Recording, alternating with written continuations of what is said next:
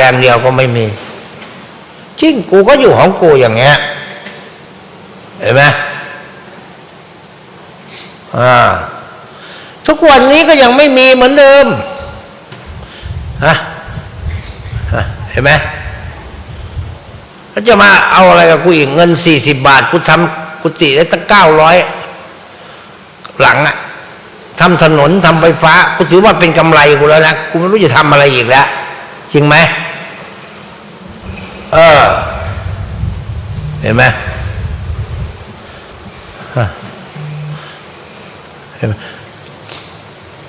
เหมือนถนนที่พวกมึงขับรถอยู่เนี่ยมึงเชื่อไหมกว่าพวกมึงจะขับรถมาได้เนี่ยพระตีจนมือแตกกว่าจะเจาะหินขึ้นมาได้เนี่ยทำเล็กๆขึ้นมาเมื่อก่อนเป็นลูกรังพอฝนตกแล้วมันขาดทีเนี้ยก็ซ่อมทุกปีกูก็เลยตัดสินใจผสมปูนตรงที่ช่องที่มันขาดผสมเองเทเฉพาะตรงนั้นเอาไปเอามาพอรถเข้ามาได้ถ้ามีเงินกูก็เลยเอารถคอนกรีตเข้ามาได้เมื่อก่อนรถคอนกรีตเข้ามาไม่ได้เห็นไหมก็ลงมือทำเองไม่ได้จ้างใครไม่อะไรไม่เหมือนทุกวันนี้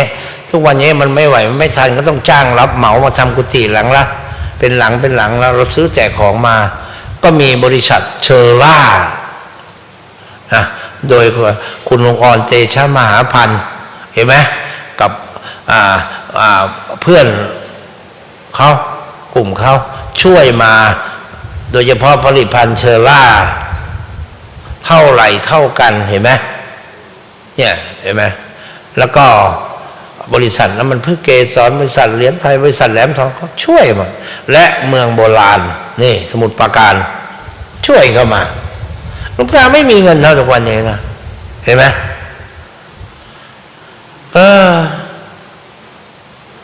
มันไม่จำเป็นลูกตาไม่อยากสร้างเลยซ้ำไปแต่มันไม่สร้างก็ไม่ได้จริงไหมก็สร้างกุฏิหลังเล็กๆอยู่ตามซอกเขาซอกหินพอได้บำเพ็ญภาวนาแค่นั้นแหละเห็นไหมไม่ให้อยู่รวมกันให้อยู่คนเดียวจริงไหมถ้าอยากให้อยู่รวมกันกูก็ต้องสร้างตึก2 ชั้น 3 ชั้นให้มันอยู่แล้วจริงไหมให้มันนอนกองกันอยู่อย่างเงี้ยมันจะยากอะไรไม่ต้องไปมีที่เยอะจริงไหมทำเหมือนคอนโดขึ้นไปเลยใช้เงินน้อยมากจริงไหมล่ะจะยากอะไรทำเป็น2 ชั้น 3 ชั้นเนี่ยชั้นหนึ่งก็อยู่ได้เป็นร้อยหลายร้อยนะเห็นไหมง่ายนิดเดียวถ้าจะทำอย่างนั้นแต่การภาวนามันจะไม่ได้ผลถ้าเราอยู่รวมกันเดี๋ยวก็คุยกันเดี๋ยวก็คนนั้นตดคนนี้โกนคนนี้ไอคนนี้จามมันไม่เป็นสมาธิหรอกจริงไหมโดยเฉพาะตดเนี่ยเสียงตดเนี่ยมันไม่เท่าไหร่นะไอ้กลิ่นมันเนี่ยนั่งสมาธิยิ่งดูลมเข้าไปเราขมคอเลยนะจริงไหมหลวงตาก็ต้องทำไม่มีก็ต้องทำเห็นไหมตามซอกเขาตามต้นไม้เล็กๆเนี่ยพอได้มีที่ว่างก็จะวางลงให้อยู่คนเดียวเห็นไหมนี่5 ปีเต็มๆแล้วเนี่ยท่านนับได้ที่ขึ้นมาอยู่เนี่ย5 ปีเต็มๆบ่อน้ำพระอินทร์